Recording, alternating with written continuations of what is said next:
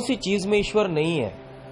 अगर हर एक चीज में अगर आप उनका रुख देखना अगर शुरू कर लेते हो, वो हर एक रुख में आपको मिलेगा। विपत्ति आती तो है, पर अगर हरि नाम लेता है तो हरि उसको संभाल भी लेता है। जैसे प्रहलाद के जीवन में विपत्ति कहां ना आई, हम दृष्टांत ले। प्रहलाद के जीवन में विपत्ति आई, उसकी विपत्ति कहां से आई? हरि नाम से तो आई, हरि नाम लिया, इसलिए तो विपत्ति आई। इस जगत का सनातन सत्य यही है कि जब तुम हरि नाम लेना शुरू करते हो तो सच्चे रास्ते पे चलना शुरू करो, अब सच्ची दिशा में चलना शुरू करो, विपत्तियां बहुत आएगी। अगर आप टोले में जाते हो तो विपत्ति आने का सवाल ही नहीं होता। आप एक जुट हो, बस बात खत्म हो जाती है। एक सीधा सा एक दृष्टांत आपको बताओ कि एक गणपति उत्सव अभी गए, लोग डीजे में सवारियां जा रही है विसर्जन के लिए, हर एक बंदा गंदा और गलत गाना बजा रहा है।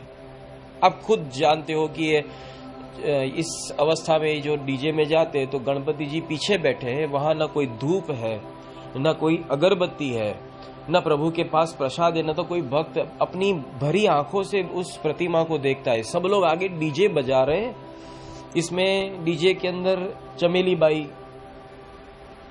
अब गणपति को चीकनी और चमेली से क्या मतलब है? मुन्नी बदनाम हुई तो उसमें गणपति जी क्या करें?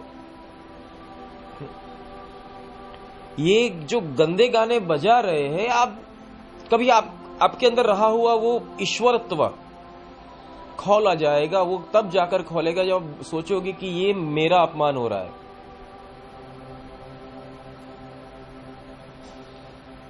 जब आपको ये अवस्था होगी तभी जाकर आप उस रास्ते पे जाना शुरू करोगे, अन्यथा तुम उस रास्ते पे कदम नहीं उठाओगे। जिसको मोहब्बत होती उसका जी जलता है, जिसको मोहब्बत से कोई मतलब नहीं है वो तो बेखौफ सोता है।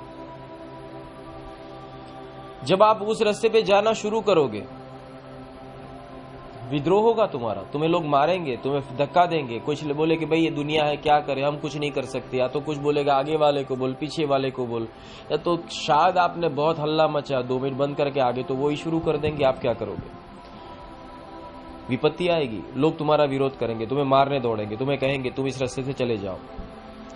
कोई बीच में कोई नेता आ गया, नेता लोगों के साथ होता है, नेता सत्य के साथ नहीं होता। वो तुम्हें कहेगा तुम यहां से निकलो ना, मैं तुम्हारी जान बचा रहा हूं। वो ये नहीं कहेगा चल मैं तेरे साथ हूं, अपने जान कुर्बान करते। विपत्ति आती है, विपत्ति की परिभाषा आप कैसे लेते हो आपके ऊपर है। विपत्तियां हर एक के जीवन में आती है। यहां फितरत बताई जाती है कि जिसकी फितरत में अगर मोहब्बत उस ईश्वर से है तो विपत्ति में दुगनी मोहब्बत कर देगा, या तो विपत्ति में कभी उस इबादत का साथ छोड़ेगा नहीं। अगर मेरे जीवन में तकलीफें आती तो क्या मैं भगवान को छोड़ दूं? उसमें भगवान को क्या लेना देना? मुझे एक बात समझाओ कि अगर आप डॉक्टर के पास गए, डॉक्टर ने बोला आपको कैंसर है, तो कैंसर हुआ तो क्या आप अपनी पत्नी को छोड़ दोगे, अपने पिता को छोड़ दोगे? अगर आपको कैंसर डिटेक्ट हुआ तो आपके बच्चे का आप मेडिक्लेम का प्रीमियम भरना बंद कर दोगे? आप अपने रोग का कसूरवार आप किसी को कैसे बता सकते हो, या तो किसी के ऊपर कैसे उसका क्रोध जाया कर सकते हो? ये तो गलत बात है। मैंने आज बीकॉम में एडमिशन लिया और मेरे ताऊ जी की दुकान जल गई, तो बीकॉम में एडमिशन लिया और ताऊ जी की दुकान जलने से क्या मतलब है? तो फिर इबादत या खुदा से या ईश्वर से और तुम्हारे जीवन की तकलीफों से कोई लेन देन ही नहीं है। परंतु मन ने यह समझाया है कि विपत्ति में तुम्हारा हाथ एक ही ऐसा है जो तुम्हारा थाम सकता है, वो ईश्वर, इसलिए उसके शरण में चला जा। ये बोध है कि जब तुम्हें कोई सहारा नहीं देता तब ईश्वर देते हैं, और अगर समझ ले ईश्वर देते नहीं है तो ये समझ लेना तेरी घड़ाई हो रही है, तुझे तैरना सिखा रहे। किसी भी अवस्था में ये मत सोचना कि उन्होंने मेरा साथ छोड़ दिया। जो ये सोच लेता है वो मन होता है, एक पैरामीटर है।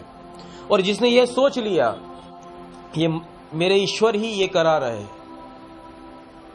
उड़ना सीख जाएगा। आप आसमान में गरुड़ को देखो, वो अपना घोंसला भी ऊपर ही बनाता है। उसके पीछे 2 कारण है। एक तो जितनी ऊंचा घोंसला होगा उतने उसके बच्चे सुरक्षित रहेंगे, और यही सुरक्षा उनको अगर अपने बच्चों की करनी है तो उनको इतनी छलांग लगानी पड़ेगी, इसके काबिल बनना पड़ेगा। जब उनकी पंखें ठीक से निकल आती है, वही गरुड़ जिसने उन बच्चों को पैदा किया, पालन पोषण किया, उनके लिए खुद भूखे रहकर उनके मुंह में अनाज का निवाला डाला, वो क्या धक्का मार डालने के लिए लगाते हैं क्या?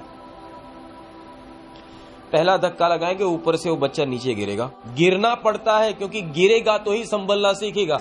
इसलिए जब लगती है शरीर पे, जब चोट लगती है, तब संभलने की उन्मत पैदा होती है।